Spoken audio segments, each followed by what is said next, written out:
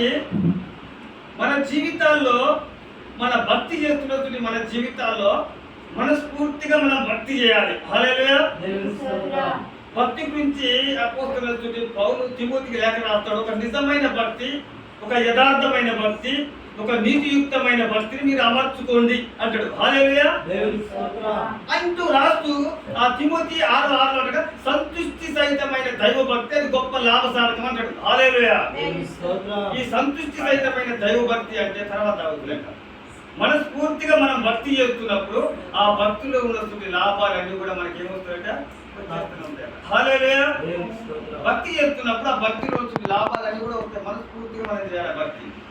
ఏదో ఆశామాషిగా అది చేస్తే ఆ భక్తిలో ఏమైపోతుందో శక్తి ఉండిపోయింది.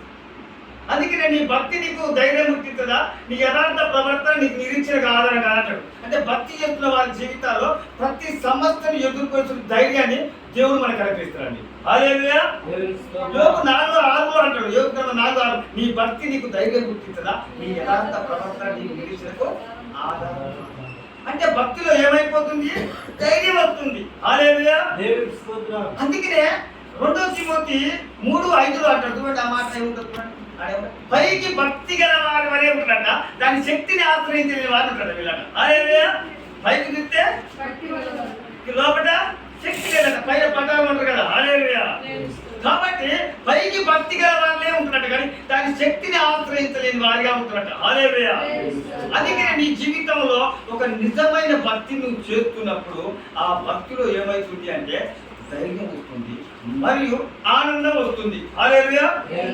ప్రతి సమస్యను ఎదుర్కొనే శక్తి నీ భక్తిలో ఉంది. ప్రతి సమస్యను చూసినప్పుడు ఆనందం కలిగే శక్తి భక్తిలో ఉంది. హల్లెలూయా. ప్రతి క్రైస్తవ కుటుంబంలో ఒక 3 విషయాలు 6 నిమిషాలు చెప్తా, గుర్తుపెట్టుకోండి. ఒకటి, భక్తిలో శక్తి ఉంది. ఆ శక్తిని బట్టి ఆ నిజమైన భక్తిని బట్టి ఏమైతుంది అంటే ధైర్యం వస్తుంది.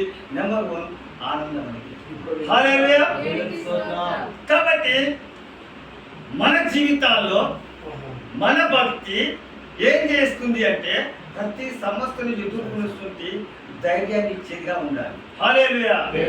పైకి భక్తి గల వాళ్ళనే ఉంటారు చాలా మంది జీవితాల్లో, కానీ దాని శక్తిని మాత్రం పొందుకోలేకపోతున్నారు. పైకి భక్తి గల వాళ్ళనే ఉంటారు. అందుకనే ఆ ఏజ్కేతో మాట్లాడు, పైకి వీళ్ళందరూ భక్తి గల వాళ్ళే ఉన్నారు కానీ వీళ్ళు శక్తి లేదు కనుక ఇష్టానుసారంగా దేవుని మహిమకరంగా జీవించలేకపోతున్నారు కనుక కుటుంబ వ్యవస్థ చెడిపోతుందని చెప్పేసి ఏజ్కేతో దేవుని మాట్లాడు. హల్లెలూయా. ఏజ్కేల్తో దేవుడు మాట్లాడినప్పుడు ఏజ్కేల్ అంటాడు కదా ఒకటే మాట, అయ్యా ఈ కుటుంబం గురించి కానీ ఈ యొక్క దేశం గురించి విజ్ఞాపన చేయటము నేనున్నా అన్నప్పుడు ఆ ఏజ్కేలు ఘనంగా దేవుడు వాడుకుంటాడు.